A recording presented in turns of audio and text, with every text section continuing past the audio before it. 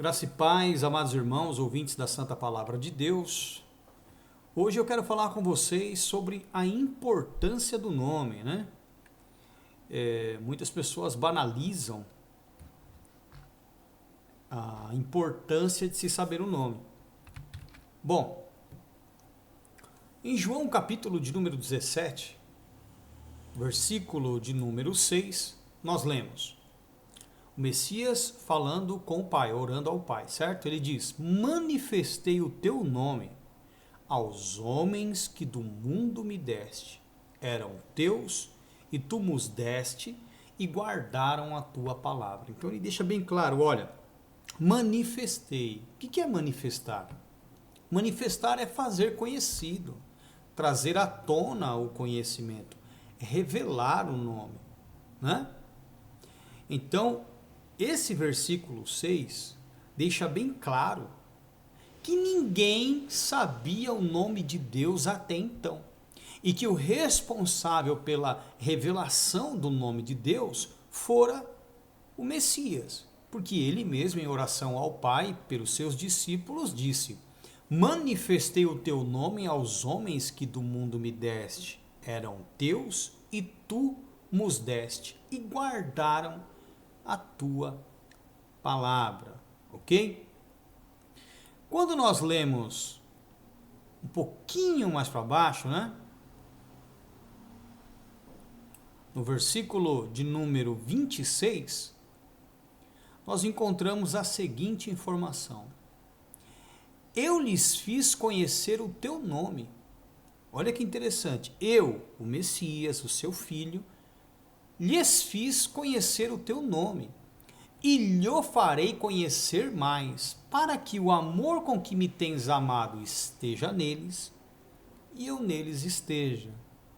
Então é importante, né, pelo que nós estamos lendo nesses dois versículos, né, que o Messias ele foi o responsável em revelar o nome do Pai, certo? E como nós lemos no versículo 6, ele disse: manifestei. Olha só que interessante. Manifestei o teu nome aos homens que do mundo me deste. Eram teus e tu nos deste e guardaram a tua palavra. Então, manifestei o teu nome. Aqui nós temos o pronome pessoal eu, né? O sujeito oculto, eu. O Messias está dizendo que ele fora o responsável em revelar o nome do Pai aos discípulos que Deus lhe confiou. No versículo 26, fica muito mais claro. Ele diz: eu lhes fiz conhecer o teu nome. Lhes, quem são esses? Os homens que do mundo o Pai havia dado ao seu Filho. Aqueles a quem ele manifestou o nome. Então ele diz: eu lhes fiz conhecer o teu nome. A quem? Os discípulos. E lhe farei conhecer mais, se referindo aos discípulos que ainda se formariam, né? Para que o amor com que me tens amado, que é o amor de pai para filho, esteja neles e eu neles esteja. Só que tem gente que diz que não tem importância alguma, né, saber o nome de Deus. Aqui mesmo no versículo de número 11 e 12, nessa versão não vai estar muito claro, mas eu já vou mudar a versão aqui e você vai conferir comigo, ok? Diz assim: eu já não estou mais no mundo, mas eles estão no mundo e eu vou para ti. Pai Santo, guarda em teu nome, que é errado, tá? Aqui está, guarda em teu nome aqueles que me deste para que sejam um assim como nós. Estando eu com eles no mundo, guardava-os em teu nome. Tenho guardado aqueles que tu me deste, nenhum deles se perdeu, senão o filho da perdição, para que a escritura se cumpra. Então aqui não está muito claro. Aqui a única impressão que nós temos é que ele guardou os discípulos no nome do Pai. Mas quando nós mudamos a versão aqui, né? Quando nós, por exemplo, pegamos aí, vamos ver aqui uma outra versão da Bíblia.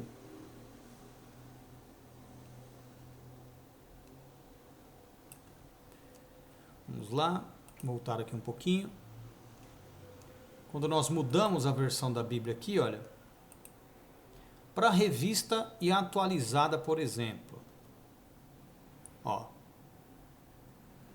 Almeida Revista e Atualizada. O mesmo capítulo 17, versículos de número 11 e 12.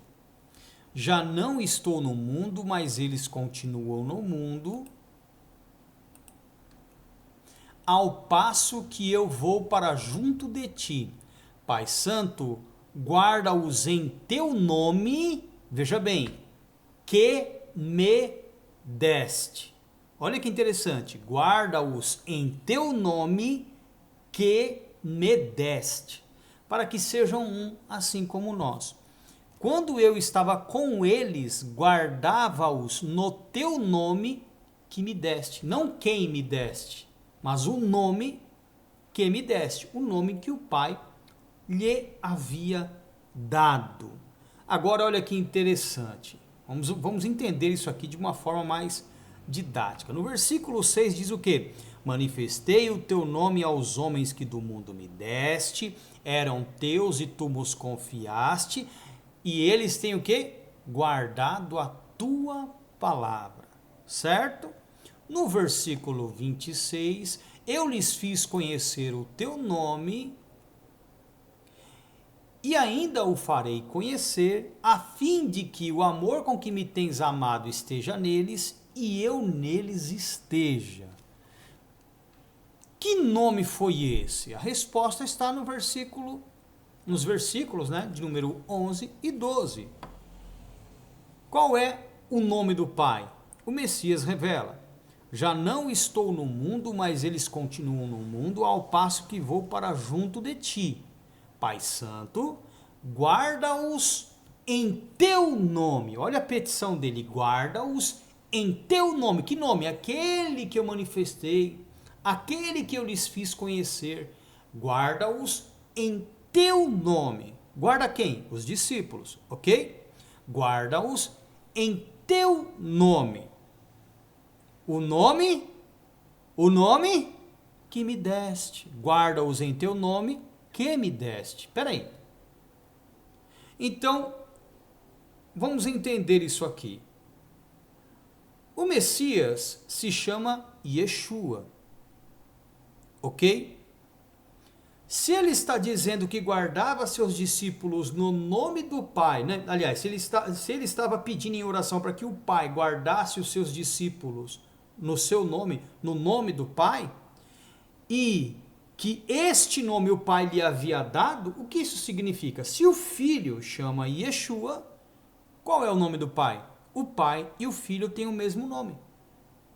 Por quê? Já não estou mais no mundo, mas eles continuam no mundo, ao passo que eu vou para junto de ti. Pai Santo, guarda-os em teu nome. Que nome? Que me deste. Olha que coisa tremenda. Para que sejam um assim como nós. Então a importância do nome implica em muitas coisas.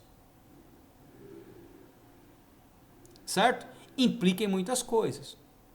Primeiro, que o Filho só revela o nome para os discípulos. Ok? Ele só pede para que o Pai ame como filho os discípulos, a quem ele revelou o nome, como nós lemos no versículo 26. E para nós sermos um, assim como o Pai é com o Filho, há necessidade de que nós saibamos o nome. Versículo 12. Quando eu estava com eles, guardava-os no teu nome que me deste.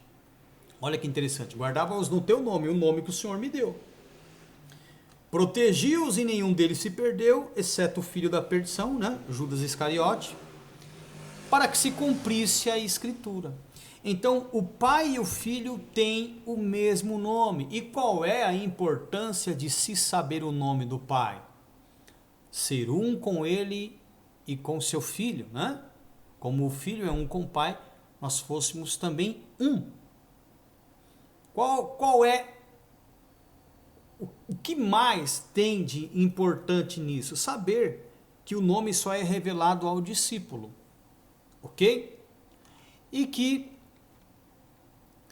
o Filho, a oração, a intercessão ao Pai pelos discípulos é essa, ó. Eu lhes fiz conhecer o teu nome e ainda o farei conhecer, a fim de que o amor com que me tens amado, ou seja, o amor de pai para filho, esteja neles. O Senhor os ame da mesma maneira que me ama. E eu neles habite. Então, quem não sabe o nome não é discípulo, não tem unidade. Percebam como que as igrejas estão. Não tem unidade, ok? Não é amado como filho de Deus, que tem uma diferença de ser amado como criatura e outra de ser amado como filho, né? Porque ser amado como filho é ser amado como alguém que faz parte da família, como ele amou Yeshua. E mais, o filho não habita naquele a quem ele não revelou o nome. Que coisa, hein? Que coisa. Vamos lá. Vamos para Hebreus.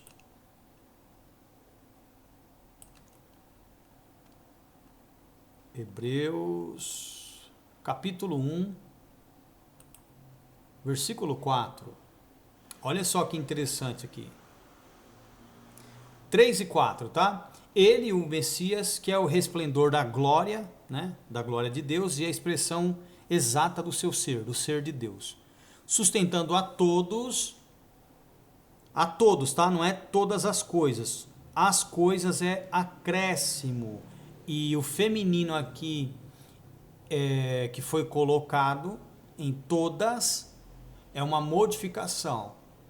No original ele é o resplendor da glória e a expressão exata do seu ser, sustentando a todos pela palavra do seu poder, depois de ter feito a purificação dos nossos pecados, assentou-se à direita da majestade de Deus nas alturas, tendo se tornado tão superior aos anjos quanto herdou mais excelente nome do que eles. Então, se ele herdou o nome, é porque o pai tinha o mesmo nome, ok? Então vamos lá. Se eu me chamo Ellison e o meu filho herdar o meu nome, o meu filho também se chamará Ellison. Então o Messias se chamava Yeshua porque ele herdou esse nome. Se ele herdou o nome é porque o nome já existia e esse nome pertencia a seu pai. Por isso, guarda-os em teu nome, o nome que me deste. Como nós lemos lá no Evangelho de João 17, versículo de número 11. Então, é extremamente importante que se saiba o nome, porque o nome é o nome do Pai e do Filho. Por isso, por este motivo, meus amados irmãos, foi que Paulo disse isso aqui, em Filipenses, capítulo de número 2, a partir do versículo de número 5. Tende em vós o mesmo sentimento que houve também em Yeshua o Messias. Pois ele subsistindo, ou seja, quando ele estava com o Pai, em forma de Deus, em forma não é na divindade, assumindo a condição de Deus, mas sim na mesma natureza do Pai, porque as pessoas sem entendimento pensam que o termo Deus se refere à natureza, como a visão grega e de outros povos. Mas, biblicamente, o termo Deus se refere à hierarquia e à forma, à natureza. Então, o Filho tinha a mesma natureza, mas não tinha, como que eu posso dizer, o título de Deus, certo?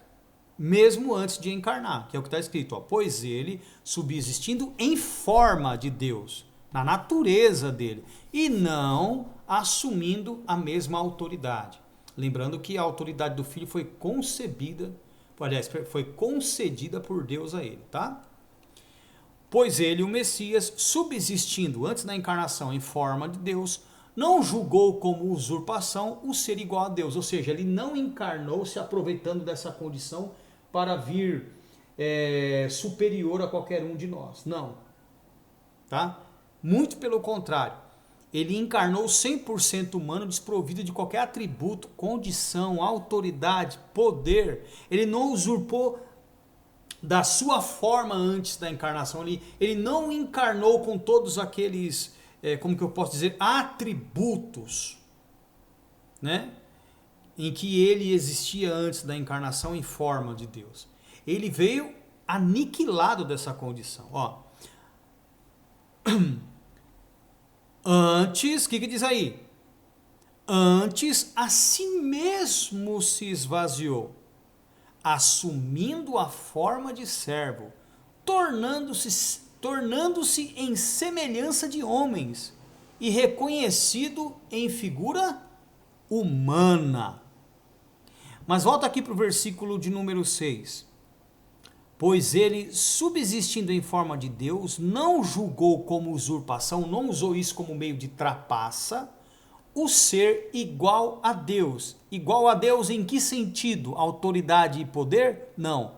Em forma, natureza. Ok? Antes, a si mesmo se esvaziou, dessa forma em que ele subsistia com Deus antes da encarnação, assumindo a forma de servo, sujeito à natureza que ele encarnou, tornando-se em semelhança dos homens e reconhecido em figura humana. Ele não foi reconhecido como um ser divino, como um Deus, nada disso. A si mesmo se humilhou, tornando-se obediente até a morte e morte de cruz. Ou seja, essa obediência diz respeito a todo o processo, desde sua encarnação até o seu falecimento. Ele obedeceu todo o ciclo de existência humana. Todo. Desde a concepção até a sua morte. Ele foi 100% homem. Nada de Deus encarnado. Ok? Pelo que também Deus o exaltou soberanamente e lhe deu o quê? O nome, que é acima de todo, ou que é sobre todo o nome, para que ao nome de Yeshua se dobre todo o joelho nos céus, na terra e debaixo da terra. Olha que interessante, se dobre todo o joelho. Se o filho e o pai não tivessem o mesmo nome, Paulo estaria pecando aqui. Porque ele disse que todo joelho nos céus, na terra e debaixo da terra haveriam de se prostrar a esse nome. Ok? Esse nome que o pai lhe deu. Mas como o pai e o filho têm o mesmo nome, só quem se prostrariam seriam os outros. Para que ao nome de Yeshua se dobre todo o joelho nos céus, na terra e debaixo da terra. E toda língua confesse, admita que Yeshua, o Messias, aqui consta o tetragrama, Yod, Rei, Vav, Rei no original, dizendo que ele é o quê? O representante de Deus, assim como no passado Moisés também o fora ali daquele anjo que era um porta-voz de Deus que depois se corrompeu, tá? Por isso que lá diz, né, em Êxodo, a palavra a Moisés Arão teu irmão será o tu profeta e tu será Deus entre o povo. Ali o Elohim é no sentido de um enviado ou representante. Esse selo do tetragrama ser atribuído ao Messias, neste caso, diz respeito à expressão do próprio Eterno que foi usurpada pelos farsantes lá atrás, né? Utilizada de maneira errada pelos anjos corrompidos. Esse atributo foi entregue ao Filho por causa da sua honra e glória. E toda língua confessa que Yeshua, o Messias, é Yehua, ou Yahweh, né?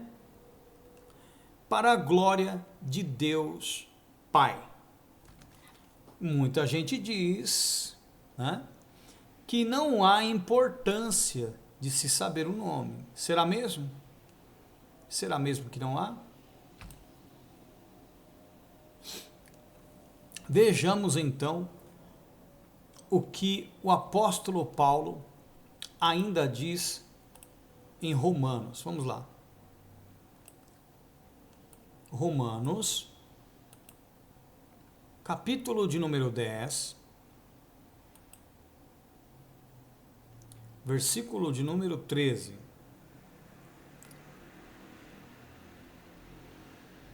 O que diz aí? Porque todo aquele que invocar o quê? O nome do Senhor, aonde está Senhor aqui, ó, consta o tetragrama. Como é que o Senhor sabe que aonde está Senhor consta o tetragrama? Como é que o Senhor sabe? É simples, quando nós vamos na antiga aliança, nos profetas, nós encontramos essa profecia, né? Vamos lá?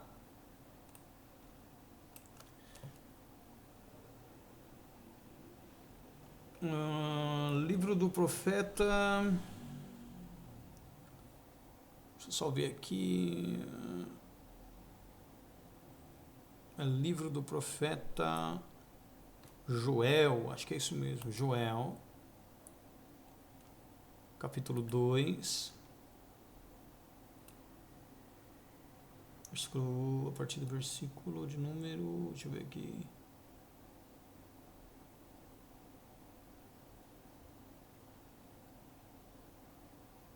versículo de número 32. E acontecerá que todo aquele que invocar o nome do Senhor, aqui consta o tetragrama, ok? Será salvo. Então está se referindo ao nome de Deus. Olha que coisa tremenda, né?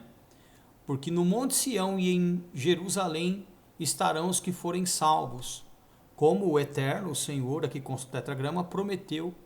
E entre os sobreviventes, aqueles que o Senhor, novamente o tetragrama, chamar. Então, aquela profecia, voltando lá para Romanos, capítulo de número 10, versículo 13. Romanos, capítulo 10, versículo 13. Se refere a essa passagem de Joel 2, 32. Então, porque todo aquele que invocar o nome do Senhor, aqui consta o tetragrama. Lembrando que Paulo estava só repetindo um trecho do que fora dito por Joel em Joel 2:32. Todo aquele que invocar o nome do Senhor, do Eterno, será salvo. E quem foi que revelou o nome do Eterno? O nome daquele que era representado pelo tetragrama. Lembrando que aqui é o tetragrama onde está escrito Senhor, certo? No original. Quem era? Quem foi que manifestou o nome dele? Em João 17,6, que nós lemos lá, o que ele disse? Manifestei o teu nome aos homens que do mundo me deste, eram teus e tu nos deste, e eles guardaram a tua palavra. Manifestei, revelei, tornei conhecido. No versículo de número 25, o que ele diz lá? Eu lhes fiz conhecer o teu nome, e lhe farei conhecer mais, para que o amor com que me tens amado esteja neles, e eu neles esteja. Em outras palavras, o Filho revelou o nome daquele que era representado pelo tetragrama e que muitas vezes os usurpadores rebeldes, os anjos rebeldes, se utilizaram do tetragrama, dando a ideia de que eles eram o Eterno, né? Principalmente o chamado diabo, né? Que o termo diabo significa enganador, farsante, falsário. Ele se passou muitas vezes por Deus e por conta de não ter, né, a mesma estrutura espiritual de Deus, caía em contradição e acabou dando a ideia de que Deus mandava praga, peste, matava, etc, etc, etc. Condições que a gente percebe que elas não têm nada a ver com o Deus expresso no Filho, né? Com Deus expresso no Messias e pregado pelo Messias. Mas só quem tem o Espírito Santo da verdade é que consegue fazer essa divisão, consegue entender quem era o verdadeiro e quem era o falso. Você pode perceber que os crentes aí de fora têm essa inconstância comportamental justamente por causa do pai deles, que se passou pelo pai do Messias, que engana todo mundo, né? A antiga serpente, a árvore do fruto do conhecimento do bem e do mal, o cedro do Líbano, o querubim da guarda ungido para proteger, o rei de Tiro, aquele que se corrompeu, né? Porque todo aquele que invocar o nome do Eterno, de Deus, será salvo. Como, porém, invocarão aquele em quem não creram? Não creram em quem? No nome. Lembrando que o sujeito aqui é o nome. E como crerão naquele de quem não ouviram? Não ouviram o nome, lembrando que o sujeito aqui é o nome. E como ouvirão o nome, se não há quem pregue? E como pregarão o quê? O nome, se não forem enviados? Como está escrito, quão formosos são os pés dos que anunciam coisas boas. Então, as coisas boas, né? O que se refere aqui é o quê? A respeito da importância de se saber o nome do Eterno, o nome de Deus. E isso só foi manifestado a quem? Aos discípulos. João capítulo 17, versículo de número 6. Vamos lá? João 17, versículo de número 6. Então é muito fácil entender isso, né? É muito fácil compreender isso. As pessoas que não entendem realmente são aquelas que não são discípulas, né? Que não dão importância a isso. Então, João 17,6, manifestei o teu nome aos homens que do mundo me deste, eram teus e tu nos confiaste. E eles têm guardado a tua palavra. Versículo 25, eu lhes fiz conhecer o teu nome e ainda o farei conhecer, a fim de que o amor com que me tens amado esteja neles e eu neles esteja. Que nome é esse? Voltemos aos versículos de número 11 e 12. Já não estou no mundo, mas eles continuam no mundo, ao passo que eu vou para junto de ti. Pai Santo, guarda-os em teu nome. Que nome? O que me deste, para que sejam um, assim como nós. Quando eu estava com eles, guardava-os no teu nome. Que nome? O que me deste. E protegi-os. E nenhum deles se perdeu, exceto o filho da perdição, para que se cumprisse a Escritura. Então o Pai e o Filho têm o mesmo? Têm o mesmo nome. Hebreus 1,4. Tendo se tornado tão superior aos anjos, quanto o nome que herdou é superior ao deles. Eu espero que vocês tenham entendido esse pequeno estudo. Que Deus abençoe todos vocês. Tenham uma excelente noite. E shalom. Fiquem com Deus. Os que quiserem contribuir com os seus dízimos e com as suas ofertas, você pode contribuir no número 11986796974. 11986796974. Deus abençoe todos vocês. Fiquem na paz.